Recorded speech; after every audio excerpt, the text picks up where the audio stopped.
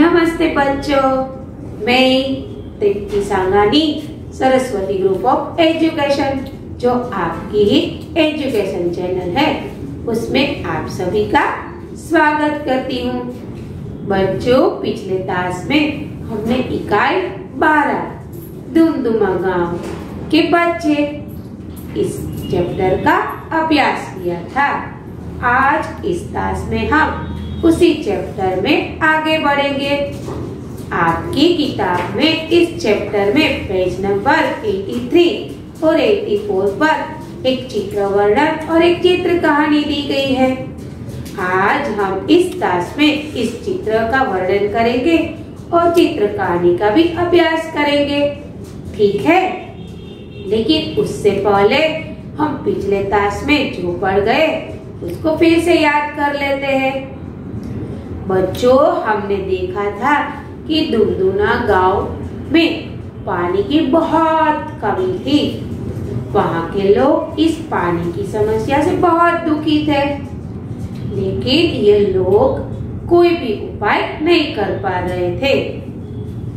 उनको इस बात का बहुत दुख था कि उसके गांव में पानी नहीं है और पानी की कमी की वजह से आप जानते हैं कि कितनी तकलीफें पड़ती है कि नहीं?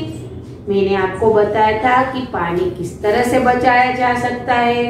यदि हम सब लोग मिलकर इस तरह से पानी को बचाएंगे, पानी का इस्तेमाल करेंगे तो बहुत सारे पानी को बचा पाएंगे, ठीक है? लेकिन इस दुमदुमा गांव में पानी की कमी के कारण परेशानी बढ़ रही थी, लेकिन सब लोग मिलकर इसका कोई उपाय नहीं कर पा रहे थे। यहाँ तक कि वहाँ के बच्चों को पानी में खेलना, कूदना, तैरना, नहाना ये सारी इच्छाएं थी, ये सारे कार्य करने थे, लेकिन वो भी नहीं कर पा रहे थे। तभी एक दिन ये सभी बच्चे क्या करते हैं, मैदान में इकट्ठा होते हैं और इस पानी की कमी को दूर करने के उपाय सोचते हैं। फिर बिल्लू बोलता है कि मैं ईश्वर से कहूँगा कि बादल रोज बरसे। वो बादल से भी प्रार्थना करता है कि तुम रोज आकर बरसना, ठीक है? लेकिन महिमा बताती है भला बादल रोज बरस सकते हैं? नहीं बरस सकते। तो फिर बच्चे सोचने लगे तो क्या किया जाए? यदि बादल रोज नहीं बरसेंगे तो पानी कहाँ से मिलेगा? लेकिन बिना मौसम, बिना ऋतु के पानी कैसे बरसा सकता है बादल? फिर इन लोगों ने सोचा कि कोई और उपाय सोचते हैं। तब रजिया ने सबको बताया क्यों ना एक बड़ा सा गड्ढा खोदा जाए, यानी कि बड़ा सा खड्डा खोद दे। तो उसकी बात इन सभी बच्चों ने मान ली और वे सभी लोग इकट्ठा होकर क्या करने लगे? यस, खड्डा खोदने के लिए बहुत सारी सामग्री ले आए, जैसे फावड़ा, कढ़ाई, तसल, राइट? यानी कि गुजराती में कहिए तो पावड़ो, कोदाળી, कुहाड़ी, राइट? પછી તો કે બકડીયું, આ બધી જ વસ્તુઓ લઈ આવ્યા और अपना कार्य शुरू कर दिया। वो लोग यहाँ गड्ढा खोदने में लग गए। फिर गांव के लोगों ने देखा कि बच्चे तो बड़ा कार्य कर रहे, गड्ढा खोद रहे, तो गांव के लोगों ने भी उसका साथ दिया और वो लोग भी उसके साथ जुड़ गए और गड्ढा खोदने लगे। धीरे धीरे कर एक बड़ा सा गड्ढा खुद गया और बाद में वो एक तालाब में परिवर्तित हो गया। बारिश का पानी उसमें भरा तो तालाब अच्छा हो गया। फिर उसी तालाब के पानी से खेत की सिंचाई भी हुई और साथ में बच्चे भी उसमें नहाने लगे, तैरने लगे। इस तरह उस गांव के पानी की कमी की जो समस्या थी वह दूर भी हो गई। और लोगों की इच्छा भी पूरी हो गई। खास तौर पर बच्चों की इच्छा पूरी हो गई कि उसको तैरना था, उस पानी में नहाना था, खेलना था। ये सारी क्रियाएं वो लोग कर नहीं पाए। तो बच्चों, हमने देखा कि हम छोटे हो या बड़े, लेकिन यदि हमारी सोच बड़ी है तो हम अच्छे से अच्छा कार्य कर सकते हैं। हम कोई समस्या यदि उत्पन्न हुई है तो उस समस्या का हम समाधान भी ढूंढ सकते हैं। तो बच्चों, यह थी कहानी की बात, आपकी इकाई की बात। अब मैंने व्याकरण के 2 टॉपिक समझाए थे, विशेषण और क्रिया। विशेषण किसे कहा जाता है? यस, जो शब्द किसी व्यक्ति, वस्तु या पदार्थ की विशेषता बतलाता है। जो शब्द किसी व्यक्ति, वस्तु या पदार्थ की विशेषता बतलाता है वह विशेषण कहलाता है। जैसे कि मैंने आपको उदाहरण दिया था, क्या? बाग में लाल फूल खिले हैं, बाग में रंग बिरंगी फूल खिले हैं, बाग में सुंदर फूल खिले हैं। यहाँ पर लाल, रंग बिरंगी, सुंदर, ये सारे शब्द विशेषण है, क्योंकि वो फूल की विशेषता बतलाते हैं। फिर मैंने बात की थी क्रिया की। क्रिया यानी कि कार्य। सुबह से लेकर शाम तक प्रत्येक इंसान, जानवर, पक्षी कोई ना कोई कार्य करते हैं, इसे क्रिया कहा जाता है। कूदना, खेलना, पढ़ना, लिखना, बोलना, सुनना, देखना, चिल्लाना, ये सारी क्रियाएं हैं। तो बच्चों, हमारा यह दोनों ग्रामर का टॉपिक भी आप अच्छे से समझ गए होंगे कुछ ही क्षणों में, है कि नहीं? यस, आपको ये सारी बातें याद आ गई होगी। चलो, अब हम बढ़ते हैं चित्र वर्णन की ओर। आपकी किताब में पेज नंबर 83 पर एक चित्र दिया गया है। देखो, वहाँ पर क्या लिखा है? दिए गए चित्र के आधार पर 5 वाक्य लिखिए। लेकिन इस चित्र को देखकर तो लगता है कि हम बहुत सारे वाक्य लिख सकते हैं। चलो, ये एक सुंदर से छोटे से गांव का चित्र है। यह एक छोटे से सुंदर गांव का चित्र है। गांव के अंदर बहुत सारे घर हैं, यानी कि बहुत सारे मकान हैं। फिर यह सुबह का चित्र है, यानी कि सुबह के वातावरण का चित्र है। गांव का यह चित्र है। गांव में सुबह के वातावरण का चित्र है। वहाँ पर बहुत सारे घर दिखाई देते हैं और साथ में वहाँ पर बहुत सारे पेड़ भी हैं। यहाँ पर चित्र में घर के पीछे पेड़ दिखाई दे रहा है, घर के आगे भी एक पेड़ दिखाई दे रहा है। और आप देख सकते हैं कि शिला के पीछे से सूर्य का उदय हो रहा है, यानी कि सूर्य निकल रहा है। उस शिला के पास एक बड़ा सा पेड़ भी है।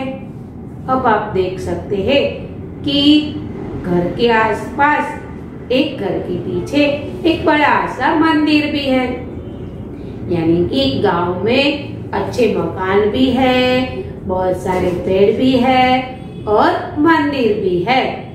और सुबह का वातावरण है, सूर्योदय उदित हो रहा है। अब आप देख सकते हैं कि गांव में एक तालाब भी है। तालाब के किनारे 2 स्त्रियां कपड़े धो रही है। तालाब के पास में ही बहुत सारे फूल भी खिले हुए हैं। और आप देख सकते हैं कि मैदान में 2 बच्चे खेल रहे हैं। और एक खेत का चित्र है। किसान खेत में है। वो बैल से खेत को जोत रहा है, बैलों को खींच रहा है। एक लड़का खेत के पास खड़ा है। तो बच्चों, यहाँ पर तो 5 से अधिक वाक्य हो गए। देखो कितना मनोहर दृश्य है, गांव का दृश्य है। गांव बहुत सुंदर है, गांव छोटा है, गांव में बहुत सारे घर है, गांव में बहुत सारे पेड़ है, गांव में एक मंदिर की भी सुविधा है और सुबह का दृश्य है, इसीलिए सूर्य उदित हो रहा दिखाई दे रहा है। एक छोटा सा तालाब है, तालाब के किनारे 2 स्त्रियां कपड़े धो रही हैं। तालाब के किनारे बहुत सारे फूल खिले हुए हैं। मैदान में गेंद से 2 बच्चे खेल रहे हैं और एक खेत का भी दृश्य है। खेत में किसान क्या कर रहा है? बैलों को खींच रहा है, यानी कि खेत को जोत रहा है। एक बच्चा खेत के नजदीक खड़ा है। तो बच्चों, यहाँ पर ये चित्र वर्णन समाप्त होता है। अब आप अपनी किताब में पेज नंबर 84 निकालिए। वहाँ पर आपको एक चित्र कहानी दी गई है। देखो क्या दिखाई दे रहा है, पहले आप उस सारे चित्र को देख लीजिए। यस, चित्र में क्या है? मेढक है, फिर एक सांप है, एक बिल दिखाई दे रहा है, फिर क्या दिखाई दे रहा है? पेड़ दिखाई दे रहे हैं, है कि नहीं? यस। चलो अब हम इस चित्र कहानी को पढ़ते हैं। क्या करते हैं? पढ़ते हैं। चलो, एक तालाब था। तालाब भी दिख रहा है कि नहीं दिख रहा है? यस। अब हम उस सारे चित्र को कहानी के रूप में देखते हैं। एक गांव था, उस गांव में एक तालाब था, उसमें बहुत सारे मेढक रहते थे। तालाब में कौन रहता था? यस, मेढक। एक बड़ा नहीं, एक छोटा सा गांव था। उस छोटे से गांव में एक तालाब था। तालाब में बहुत सारे मेढक रहते थे। तालाब के किनारे बरगद का पेड़ था। तालाब के किनारे किसका पेड़ था? यस, तालाब के किनारे एक बरगद का पेड़ था। उसकी जड़ में एक बिल था। क्या था? बिल। उसकी जड़ में एक बिल था।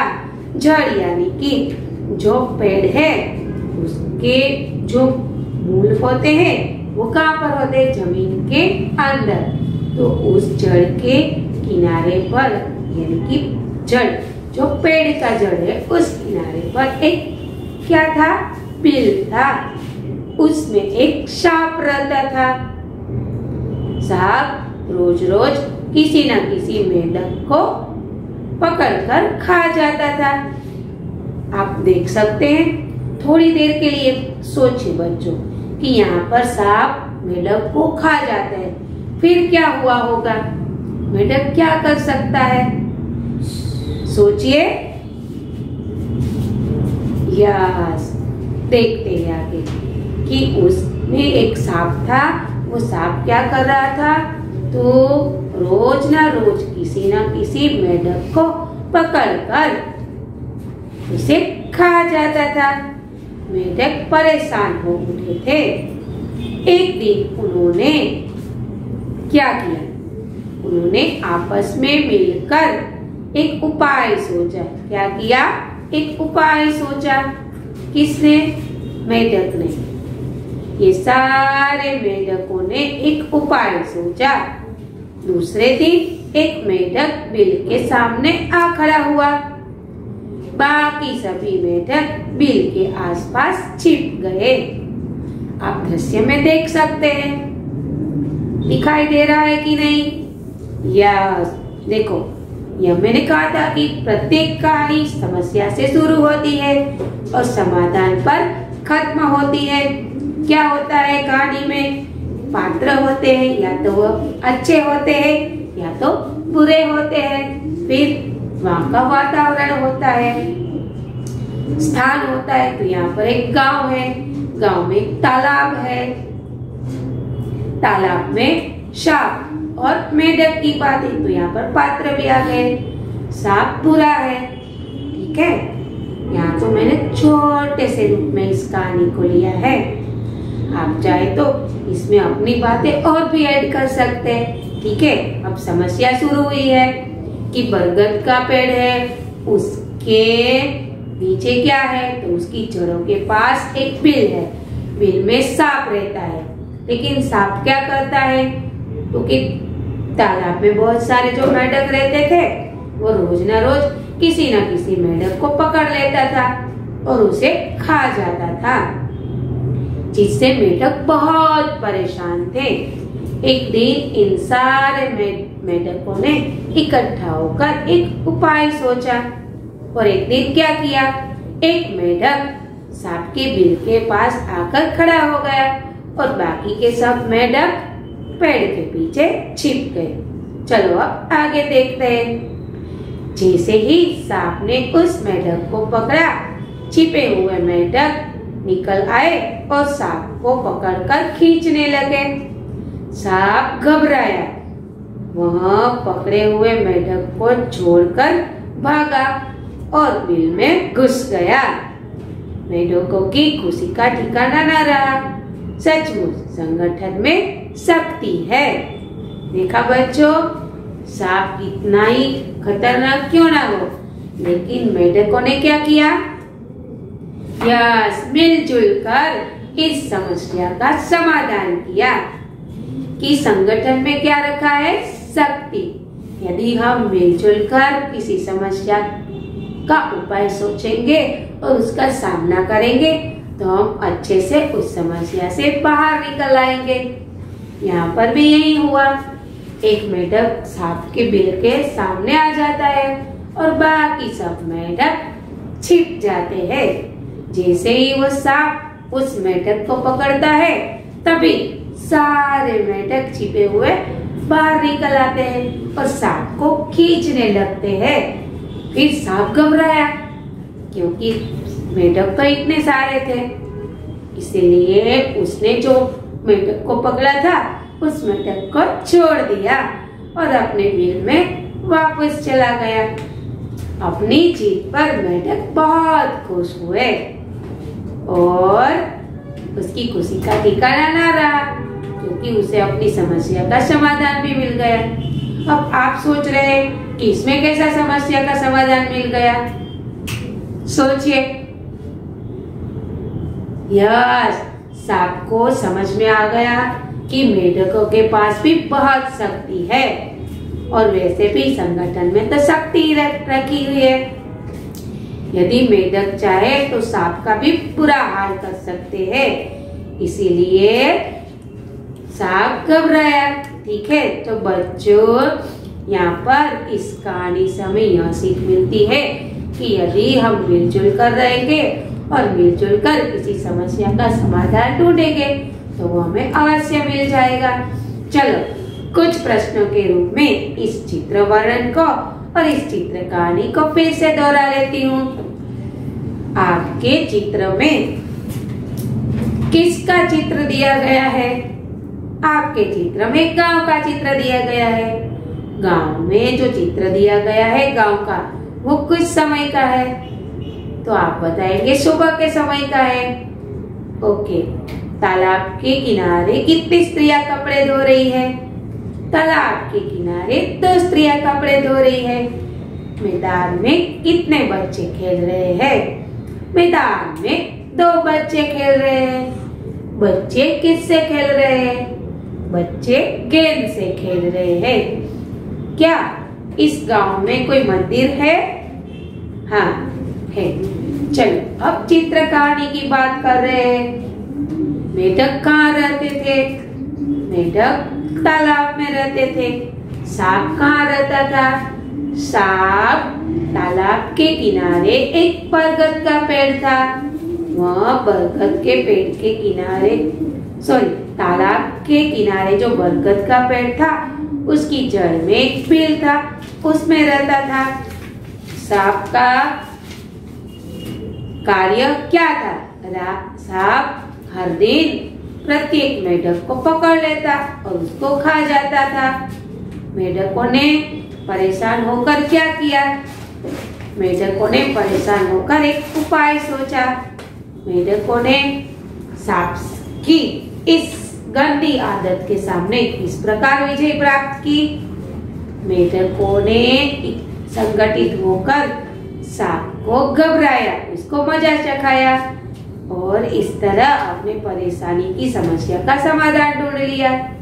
तो बच्चों, यहाँ पर यह पूरी इकाई खत्म होती है।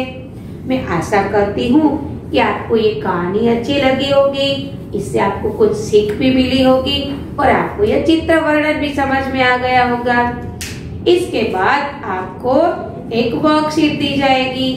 आपको वह वर्कशीट अपनी बुक में अच्छे अक्षरों में दिनांक, विषय, विषयांक लिखकर कंप्लीट करना है। अगले क्लास में फिर मुलाकात होगी नई इकाई और नए विचारों के साथ। तब तक के लिए अलविदा। धन्यवाद।